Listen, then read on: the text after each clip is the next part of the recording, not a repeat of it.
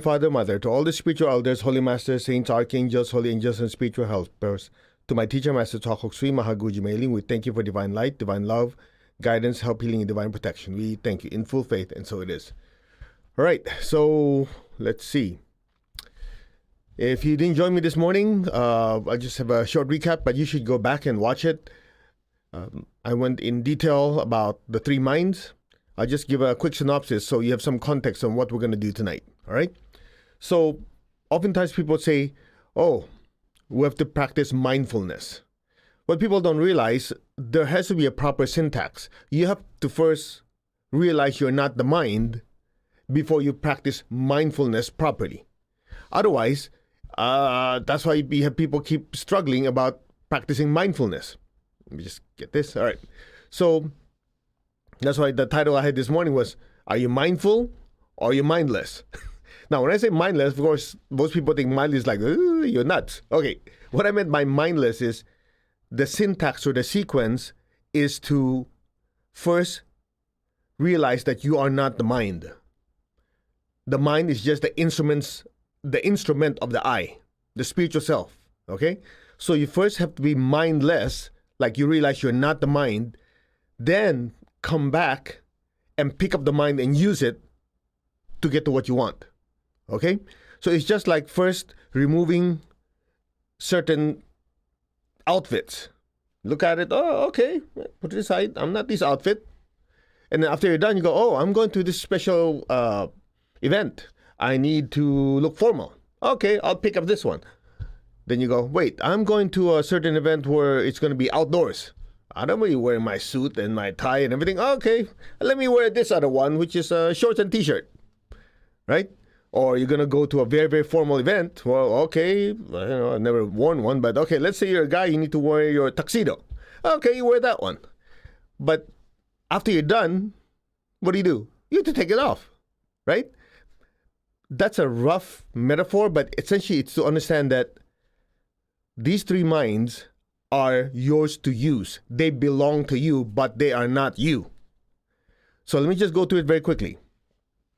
First is the animalistic mind, or what is oftentimes called the instinctive mind, your instincts.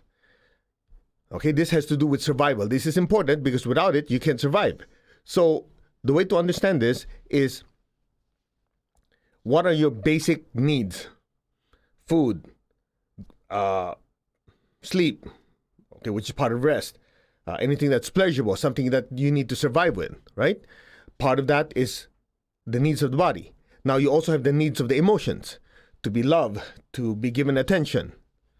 So this bag of feelings and thoughts that help you survive, or part of your survival instinct, is part of your instinctive or animalistic mind. It's important, okay? Then you have the intellectual mind. The intellectual mind is, as you study, as your mental faculty becomes more advanced, like, if you compare the human being to an animal, no matter how advanced the animal is, you cannot teach the animal, say, okay, read this for me, okay, process that information and give me your synopsis or your conclusion, right? So what differentiates a human being with an animal is the ability to take information, differentiate good and bad, right and wrong, see contrast, and make a certain conclusion. That's part of your intellect. So as you go through education, as we go through educational system, you're able to take many different subjects and be able to see the breadth and the depth of that particular subject. And then from there, when you're handling a life experience, you can use that intellectual mind to process this situation so you'll make a right decision. So that's the intellectual mind. Okay? It's important. It's a tool that you use, but it is not the I. It's not you. You're using it. Okay? It's just like I'm using a machine to process data. I'm using a certain machine to process feelings.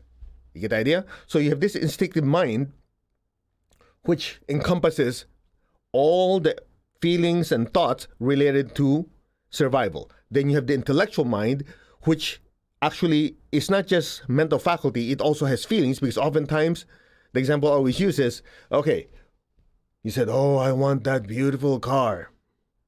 And what do most people do? Okay, a lot of this has to do with guys. Women don't do this, as far as I was told.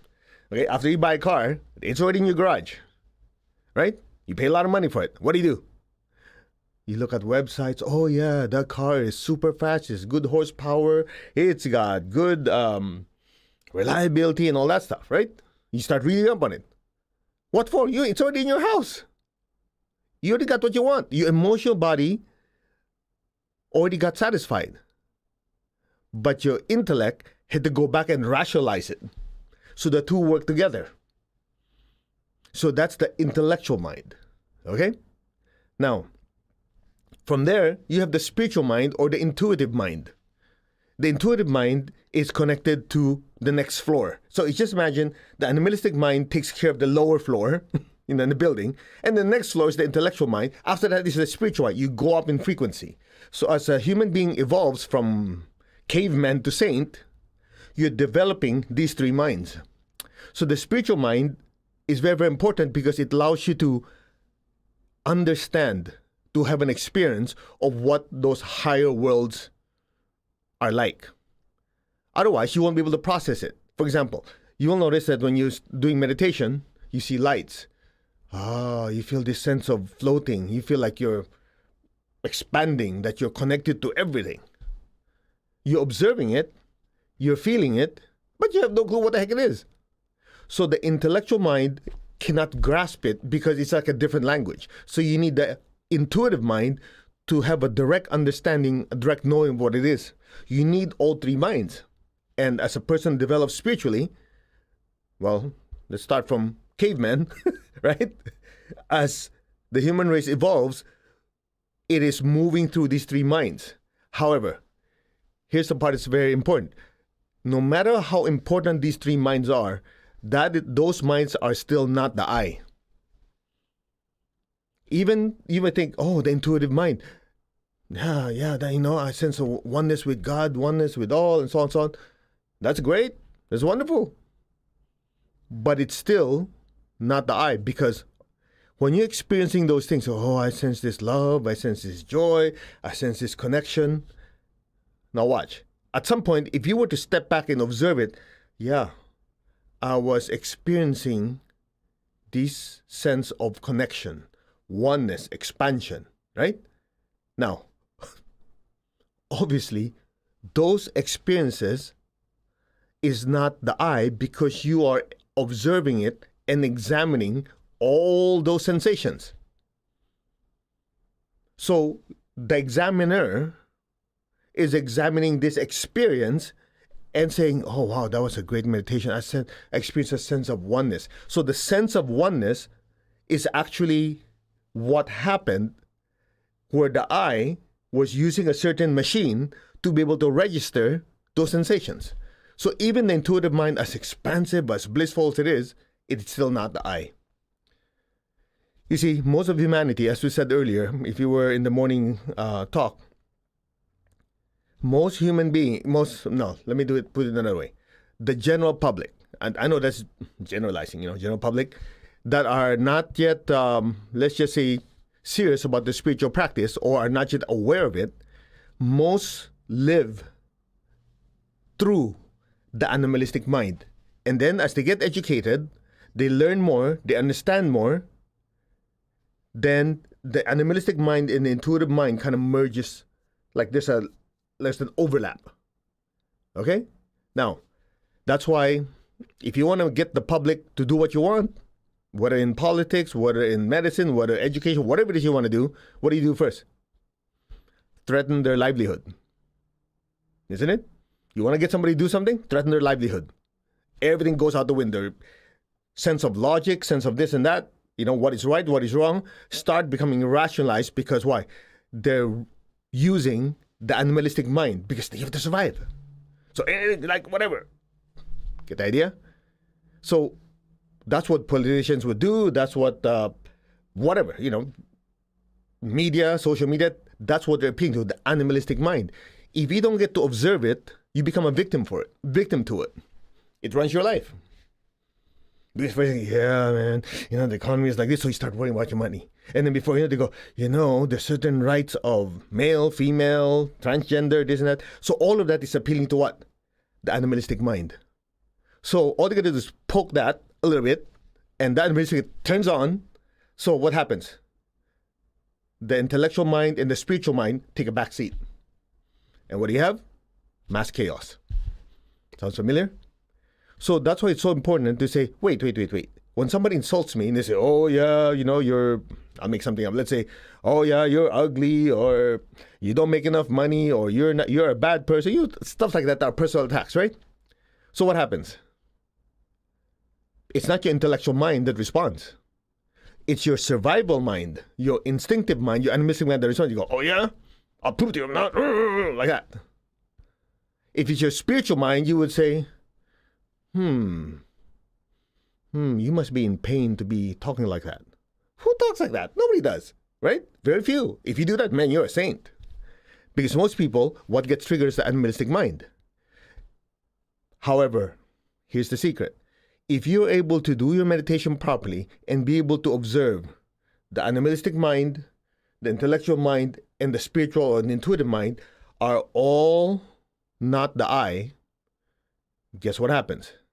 You get to observe, you get to decide how to respond. And if you've been with me in the 7-day purification for Wesak, isn't that the central theme? Because when you get to understand that you're not the body, not the emotion, the thoughts, you're not the mind, because the mind is actually composed of the sensations of the chakras, the energy bodies, the emotional body, physical bodies, and the mental bodies. These are all the data that it gathers. That's what you perceive as the mind. But in reality, it can be chopped down into many different sections. Regardless of what it is still the I using the mind. Get the point? So once you get to extract yourself from it, you get to observe it. You get to observe, I noticed that when I meet certain people, if they talk a certain way, I start noticing something gets triggered, I start responding this way. Very interesting. So what happens is, as you get to observe, you get to regulate. Because if you can't observe, you cannot decide what is the proper thing to do or not. So to observe is to start, like what the Buddha said, right viewpoint. In order to do that, you have to extract yourself and observe. Haven't you noticed when you see two people arguing and fighting? You get to sit there to be he said this wrong, she said this right, You get to sit there and then make all the great judgments. But when you're in it, what happens? Right? Same thing. Why do lawyers who are being tried need a lawyer sit next to them? They're already an expert in law. They need another person who is what? Objective. Objective means be able to show or to be able to exhibit right viewpoint. Now, here's the best news of all. When you do your meditation on a regular basis, and you're able to extract yourself from the body, the emotions, thoughts, the different minds, you get to be able to observe them, then you get to control them. So, to repeat what I said this morning, again, please go back to the video this morning. We spent over 35, 40 minutes talking about it. It's as simple as this. You first have to remove the influence of the instinctive or the animalistic mind, the the intellectual mind and the intuitive mind, be able to pull yourself out of it, know who you really are, the I, your true essence, then go back and pick up the intuitive mind, the intellectual mind, and the animalistic mind, and be able to use them in this earthly journey. Because without that, they control you. They control us. Haven't you noticed? If we mess up, we screw up. There's the saying, hindsight is 20/20.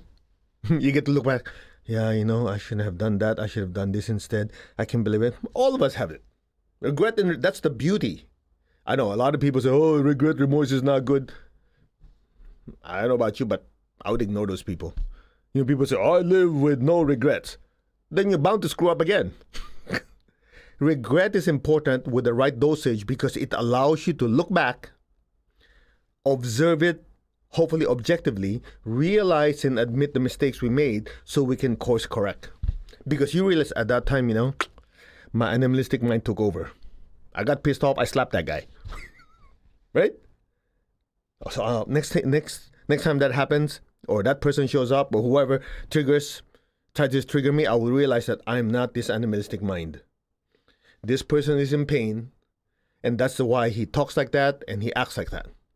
So now you're using intellectual mind, right? You're trying to understand it now.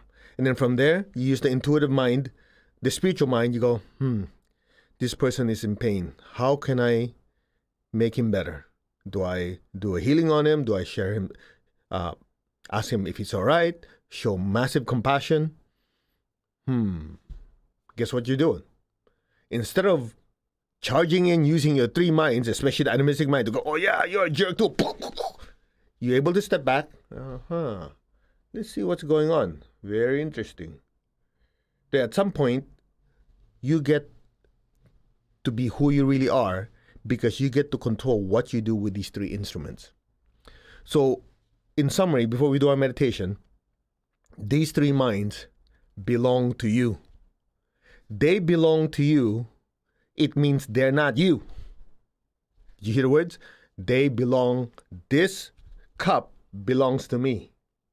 So I will use it the way I see fit. That alone, for a lot of people, is a breakthrough. That means you are not your pain. You are not your screw-ups. You're not even your victories. Do you realize that? Oh man, no, that's mine. That's it. See, right there and then, guess what happened? You got enmeshed again and woven into either the intellectual mind or the animistic mind. That's why it's so important to be able to differentiate whatever good, whatever pleasant, unpleasant that happens in our life is a phenomena. The soul is on a journey, and in this journey, the soul will have many different experiences. All these experiences are basically phenomena that the soul gets to observe, evaluate, and act upon. That's it. Very simple. Now, the more we remind ourselves of this, the more we will be able to practice it when the situation happens. If you just hear it once, and next time you study it again, think about it, it's 10 years from now. In between, guaranteed, life happens, and before you know it, one of the three minds, and usually, guess which one takes control? The animalistic mind. That one is the one that is most subconscious, because that's also the one that controls your body's breathing, your blood pumping. I know there's a technical term for it, but I don't know what it is, but who cares? So the idea is, these three minds, you have to first disidentify in order to be able to come back and control them. So when you do our affirmation, like my sister taught us, I'm not the body, not the emotion, not the thoughts, I'm the soul. Remember? That's basically saying body, emotions, and thoughts have their own tendencies. They have their own minds, which is basically a combination of these three minds. I'm not any of these. That's why if you study Arhatic Yoga, if you study Achieving Oneness with the Higher Soul, his affirmation goes, I'm not the body, I'm not the emotion, I'm not the thoughts. I'm not even the mind. The mind is just the instrument of the soul. Ta-da! When he says mind, he's taking the entire basket. The mind, which comprises the three minds, is just my instrument. Do you realize how empowering that is? That means I control it, it doesn't control me. There's only one drawback for some of you. There's one excuse we cannot use anymore. I can't help it. That's out the window. You cannot have self-mastery and then at the same time say, I couldn't help it. She pissed me off, so I screamed at her. Those two cannot coexist. So your standard will have to go higher. If you can't handle it, turn this off now. because knowing it forces you to change. You understand what I just said? Before, we can say ignorance is bliss. I didn't know. Isn't it? So, by the simple experimentation, after we're done with the meditation, you just try for the next half hour. Don't even have to be a whole hour, a day, whatever. Next 30 minutes, as you go about your business, whether you're going to dinner, you're going to go into work, whatever, you're interacting with certain people, try to be always in the background observing. True, you're talking to someone, but also observe the words that come out of your mouth. Observe when they tell you something, what is your initial sensation or feeling? Just observe. You'll be shocked like, wow, is that how I sound? Is that what comes out of my mouth when this person? Oh, no wonder every time I talk to this person, he or she gets irritated with me. Or you notice, yeah, when I talk to someone I love, I notice that the words coming out of my mouth, but the facial expressions I use are like this. When somebody pisses me off, these are the words I use, this is the tone, this is my facial expression. Oh, very interesting. Right there and there, you have yourself a breakthrough. You don't have to travel the Himalayas. Go study with a great saint to do this. It is already within you. Now, if you want to do that, that's great. I personally love going to Bhutan when this COVID thing is gone. That's one of the few places I really want to go to. But the point is,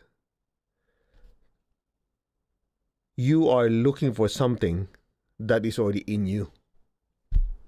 It's always been there.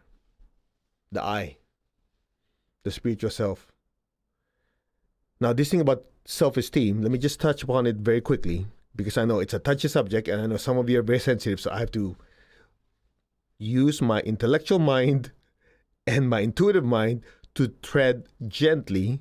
Otherwise, my animalistic mind will use my mouth to say things that's too direct, and some of you might start crying. Do you see the action? So a lot of times people say the self-esteem that a person has is basically a sum total of thought forms and emotional forms that is substantially part of the instinctive mind and the intellectual mind. Very little of it is the intuitive mind. That's why our self-worth is oftentimes tied to our accomplishments, to what we do, what people have done to us, said to us in the past. All of those are just sum total of these reactions. So one of the ways to get rid of low self-esteem is to stand back, like extract yourself from the animalistic mind, the intellectual mind, and really observe it. Why does this offend me when this person said this? Oh, because when they say that, it's demeaning. Very interesting, demeaning. So when I say demeaning, that means it comes across they're looking down on me. I'm not smart enough, not rich enough, not pretty enough, not handsome enough. I've not accomplished as much as they do. So why do I feel bad about it? Because my survival mind feels threatened. So if you go, well, all right. So here's the solution.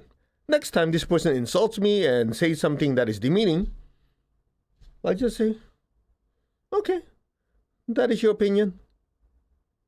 Not mine. Guess what you just did? You just held the animalistic mind. You behave. You use the intellectual mind to understand it. And use the intuitive mind to what? To rise above it and transcend. Done. So they can insult you. Like you can look at them like, are you done? The only thing is they get more pissed off because you're not reacting. I don't know about you, but who likes drama? Oh, sorry. Some people do. I like drama in movies, not in my life. Drama is basically like, it's great to just watch it. Interesting. Kapow! Okay. So it's interesting. When you look at a person who's pissed off and angry, you get to observe him. Wow, he's really upset, huh? Well, he really lost control over his instinctive mind. Oh, well, if he doesn't change that, he's going to keep suffering because he will generate negative karma. He'll plant bad seeds, then he'll harvest all these bad fruits. He's going to suffer more. Too bad. Right? So that's your intellectual mind. And then part of you, when you say it's too bad, you go, I wish he would stop that for his sake. So he will learn, so he will stop suffering. Guess what happened? Your intuitive mind, your spiritual mind now start to say, I think the best thing to do is to show compassion to this person, because the reason he's nasty is because he's suffering. The entire time, you are the director, moving the emotion, the instinctive mind, animalistic mind, the intellectual mind, and spiritual mind. The I is in control. That is that.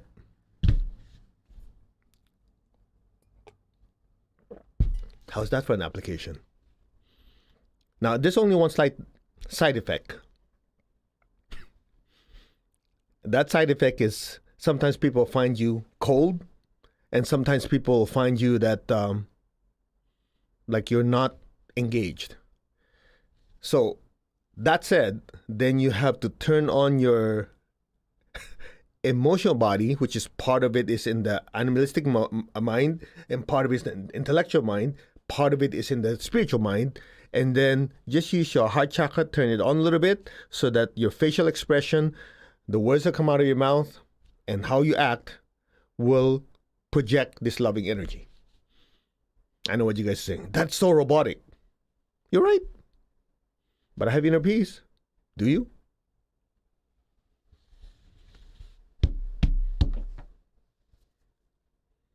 Or you like chaos? You decide. Shall we? To the Divine Supreme God, Divine Father, Mother, thank you for all the blessings. To my teacher, Master Chakra, Mahaguji Mailing, all the great spiritual teachers, Holy Master, Saints, Archangels, Holy Angels, spiritual helpers, thank you for your immense blessings. Thank you in full faith, so be it. Tap your heart chakra with your left hand, tap your crown, put your hand like this. Visualize the earth in front of you. Be aware of your heart, be aware of your hands. Fill the earth with beautiful pink light. And just say, our hearts are one, our souls are one, our spirits are one. There is only oneness. Project love to the entire earth. Lord, make me an instrument of your peace. Wherever there's hatred anywhere in the world, let me sow unconditional love. Where there's injury, let me sow pardon and forgiveness. To whoever I've hurt, in however way I've hurt you, I humbly ask for your forgiveness. I've learned from my mistakes. Thank you. And I also forgive myself. To all who have hurt me, we are all children of God. We are all growing and evolving. And evolution involves time, process, and a lot of stupid mistakes. I had my share of them and learned from them, so can you. You are all completely forgiven. Go in peace. I release you. May you be blessed with inner peace and inner healing, and may you also spiritually grow. Namaste, so be it. Cut. Continue blessing the earth with beautiful pink light. Where there's doubt, let me sow faith. Where there's despair, let me sow hope. On the forefront in the news these days is the suffering of the people in India, in Brazil, and other parts of the world where there are a lot of COVID cases and people are really in dire need of help. In addition to the physical help we give them through our tithes or offering and donations, let's project lots of beautiful healing light to all of them. May all of them be blessed with God's peace, love, and especially hope and faith for a better tomorrow. So be it. Bless them with hope and with faith and a better life. So be it. So be it.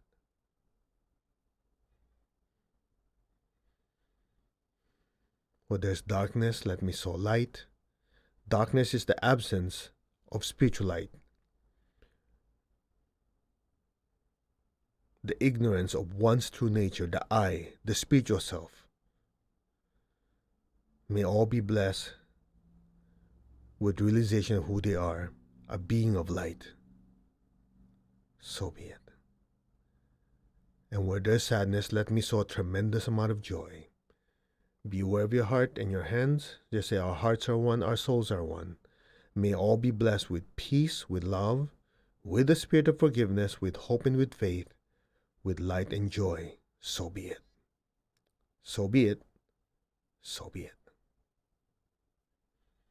So be it.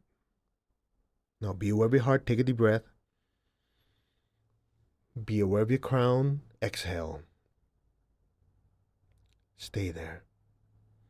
Just be aware of your crown. So our souls are one. Our spirits are one. There's only oneness. Be aware of your crown in your hands. Fill the earth with golden light. First, bless your family with golden light. Let that golden light spread to your relatives, your friends, the people you work with. Let that golden light keep spreading to the city, the state, the country, the surrounding areas, and let it envelop the entire world.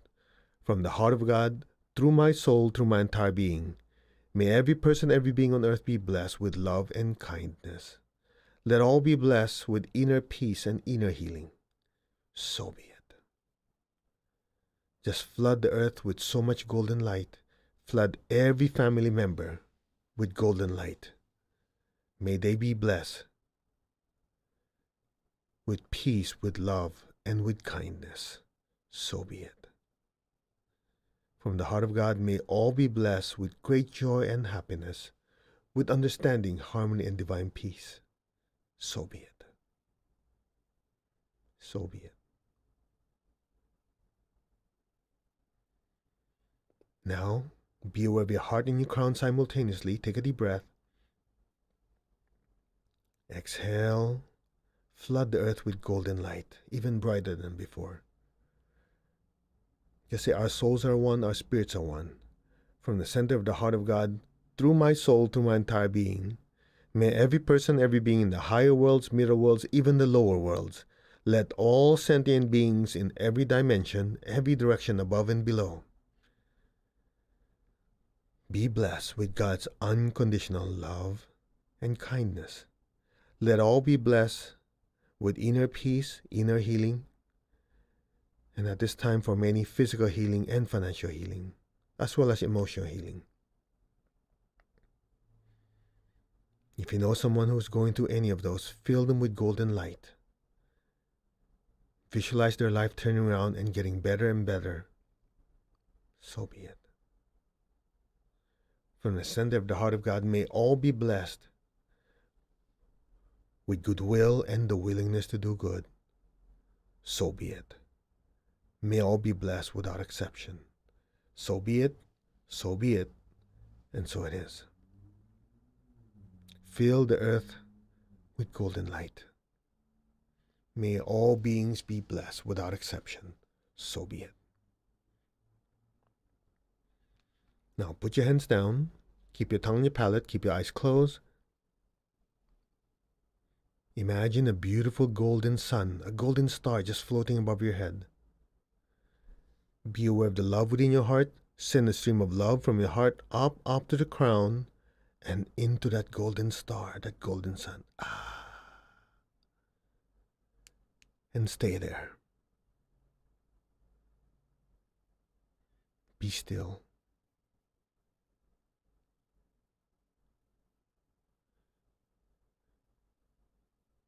You're but a droplet of light in that ocean of light. Be still and listen.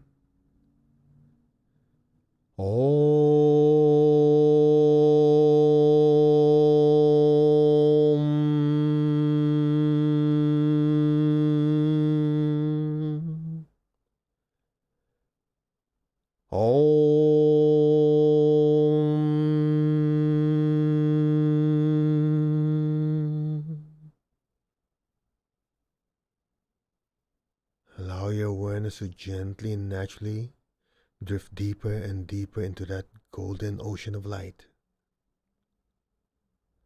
That is your true nature, a being of spiritual light, having an earthly experience. Remember who you are.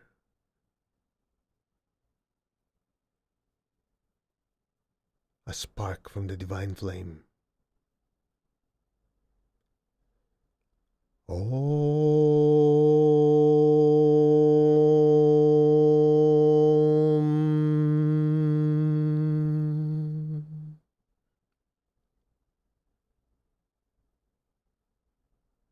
Be still.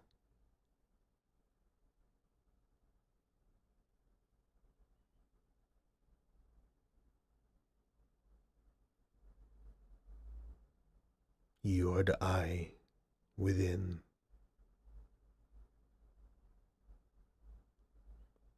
Go deeper within to your center. You are the center of your consciousness. You are the center of your circumference. You are the center of your universe. From this center, you perceive the physical world, the emotional world, the mental world, and the spiritual world. That is the real I. Maintain that awareness of your true self.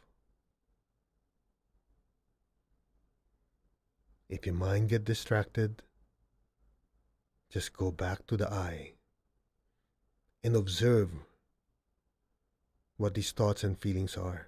Just observe it. I generated those. Interesting. But those are not me. So just be still. That's how you handle creations of the minds. Just observe them and say, I created those, but they're not me. Be still.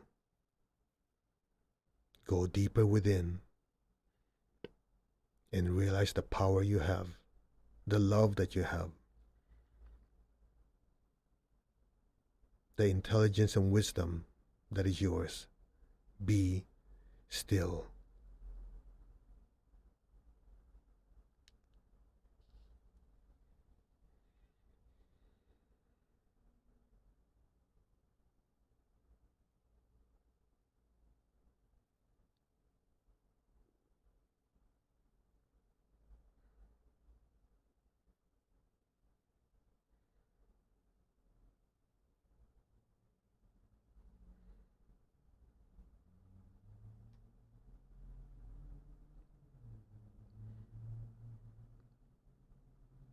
Just silently say, I am that. Let go.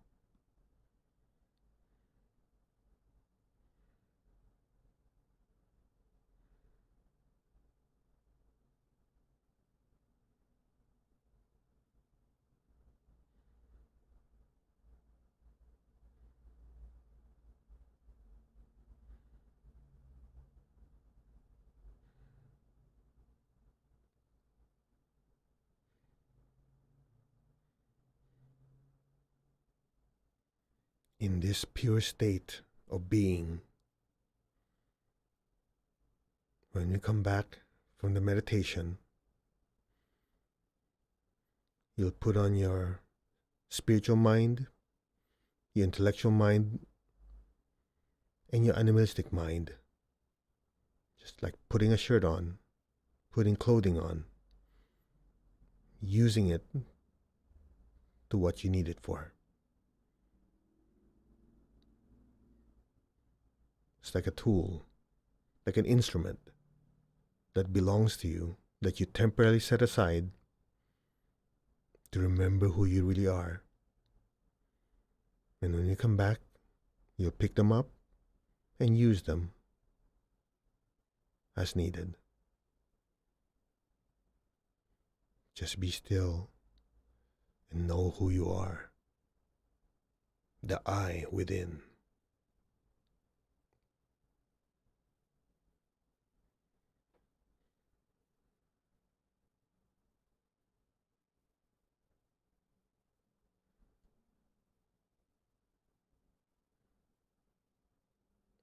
Go deeper into your center. Deeper into your center.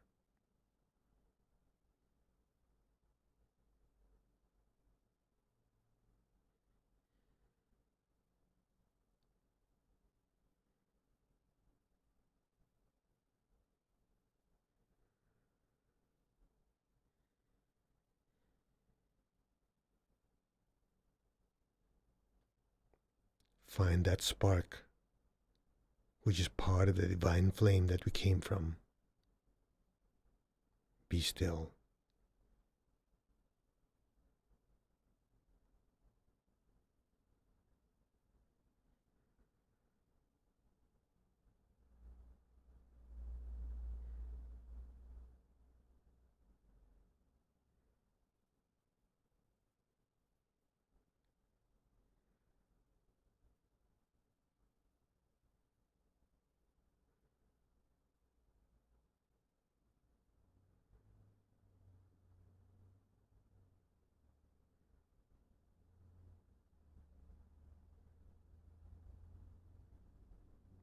Gently, very slowly,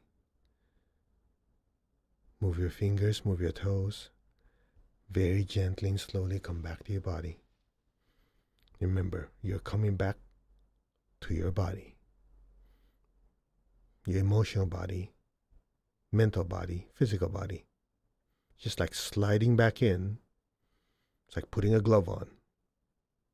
Putting clothes on. That's all. It's your human suit. Layers of them. Now raise your hands. Visualize the earth in front of you. Let's release excess energy, but let's start with releasing this beautiful, loving, golden energy to people we care about. Fill them all with golden light. May all of them be blessed with good health, with happiness, with prosperity, and with spirituality. So be it. May all of them be blessed. So be it. So be it. Now be aware of your feet and the base of your spine, and your hands project golden light downwards into the earth. Let our beloved Mother Earth be blessed with divine light, divine love, and divine power. Let our beloved Mother Earth be healed, regenerated, and revitalized. Blessings be to Mother Earth. So be it, and so it is. Just flood the earth with golden light. So be it. All right, let's give thanks to the Divine Supreme One, Divine Father, Mother. Thank you to all the spiritual elders, holy masters, saints, archangels, holy angels, and spiritual helpers. We thank you for these immense blessings. Personally, to my beloved and respected teacher, Master Chakra Sui Mahaguji Mailing, thank you for your immense blessings. In full faith, so it is. Okay? That meditation was short. It was only 12 minutes. But you see, it could be as short as 10 seconds. If you know who you really are, those 10 seconds don't mean anything. And you can carry it with you. That sense of knowingness, who you really are, after meditation. That's that. So for some of you who want to know more, this year we're coming out with the I Am Project. This is just a small portion of it. As they say, stay tuned. All right, so when you're done, you get up and do your exercises. Make sure the body can absorb all that spiritual energy. Leave your comments if you like. The ones in Instagram, for whatever reason, it disappears. So I only see part of it. So if you don't mind, just rewrite, copy and paste whatever you typed in. So I get to see if you guys are okay, if you're still conscious, you passed out or whatever. All right, we will see you Wednesday morning, 10 a.m. for Anchor Light Meditation. And remember, a lot of people need help there. We do our part in service and blessing, meditation, and all that. But a lot of them need something very material. So there are many charities out there that help India, Brazil, and other parts of the world who are going through massive medical crisis. So it's good to say, I'll pray for you. That's good and great and wonderful. And it's important. But remember the two types of monks. One that sits and meditates and blasts the village with lots of spiritual energy. And the other type of monk that go down and actually serve the people. We get to do both. We might not be able to go to those places and probably not safe. But we can do it indirectly through our resources, our money, our connections, whatever it is. I know of one person that has been touched by it so much that he actually put together a conglomerate of people that sends, I don't know how many millions of dollars worth of oxygen tanks, oxygen, things, machine that create oxygen from the air, ventilators and all that to India. So he didn't just sit there, oh, God bless you. Nope. He moved his ass, which is very, very important. Okay? Service is yin and yang. Yin is the form, yang is the energy. We have to do both. So I'm not going to tell you who to give to.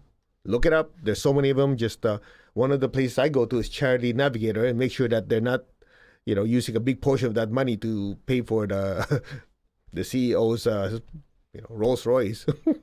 Right? I mean, they're entitled to be paid and paid well because they're doing important work. But you can look at it. There are places that do the work and they manage their money properly. All right, that's that. Namaste, everyone. We will see you Wednesday morning. Take good care.